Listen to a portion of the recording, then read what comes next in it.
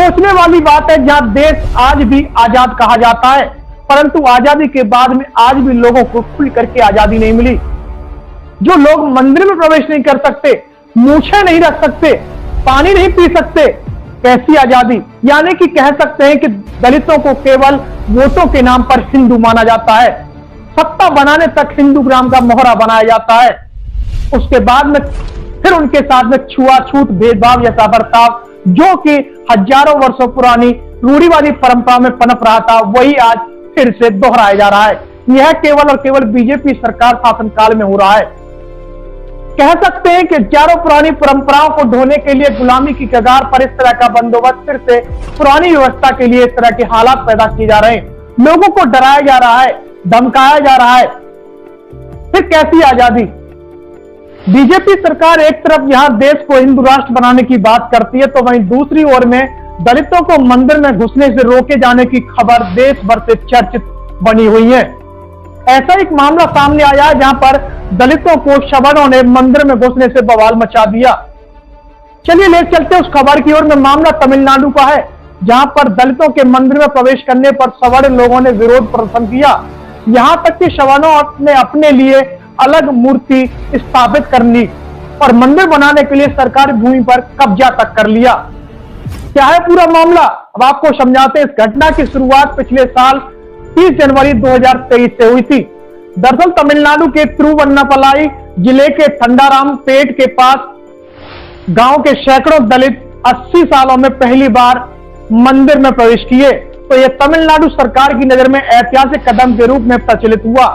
लेकिन इस बात से नाराज गांव के सवर्ण लोगों ने मंदिर में जाना छोड़ दिया और सवर्ण लोगों ने मंदिर से दूर एक अलग स्थान पर एक नई मूर्ति स्थापना कर ली और उस मूर्ति की पूजा भी करने लगे। यहां तक कि 22 जनवरी 2024 को सवर्ण लोगों ने गांव भर में दलितों के मंदिर में प्रवेश करने के खिलाफ जुलूस भी निकाला।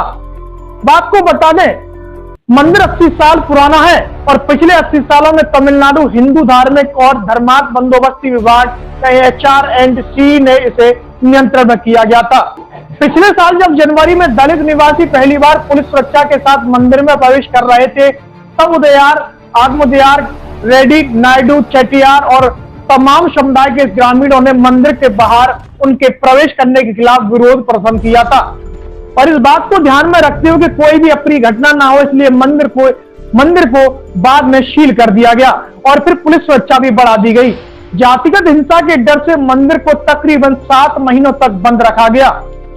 PNM से बात करते हुए गांव के दलितों ने सवर्ण लोगों पर एक नया मंदिर बनाने के लिए सरकारी पुराणोक भूमि पर कब्जा करने का आरोप लगाया था।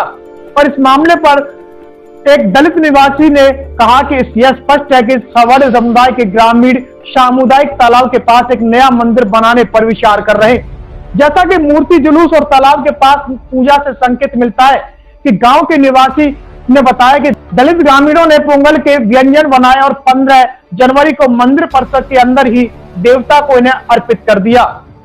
उस दिन भी सवर्ण हम लोगों ने कहा कि वे उस दिन मंदिरों में प्रवेश नहीं करेंगे जो गांव के अनुसूचित जाति यानी कि SC के निवासियों के लिए खोला गया है।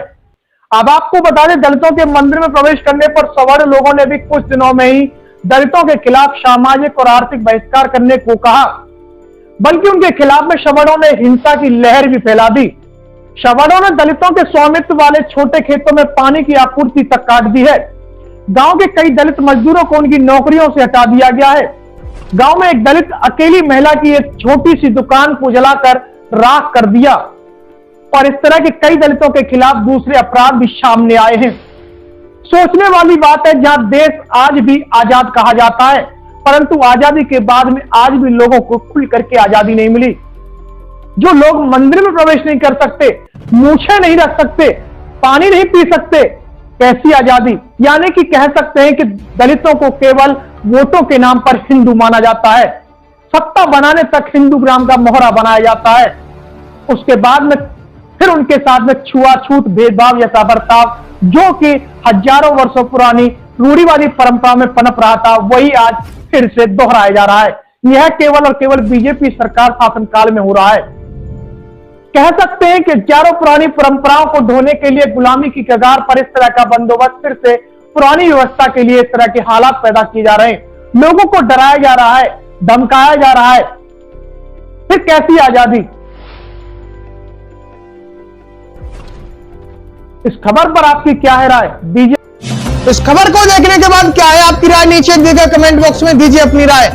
ऐसी तमाम बड़ी खबरों को देखने के लिए जुड़े रहिए हमारे साथ। खबर अच्छी लगे तो लाइक कीजिए और शेयर कीजिए, और हाँ, चैनल को सब्सक्राइब कर घंटे वाली बटन को दबाना ना भूलिए। फिर आते हैं आपके बीच कुछ खास खबरों के साथ।